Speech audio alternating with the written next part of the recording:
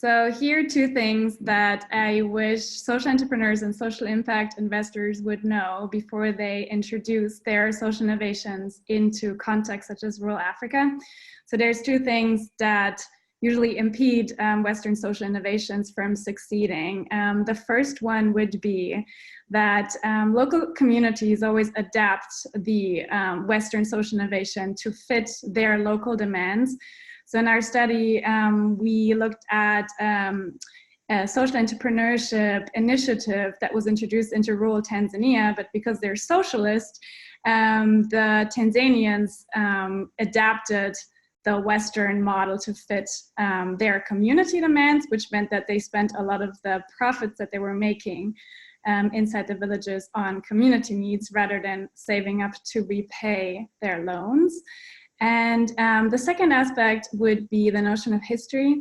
So I think it's always important to consider previous relationships that rural communities and local populations had with the intervener.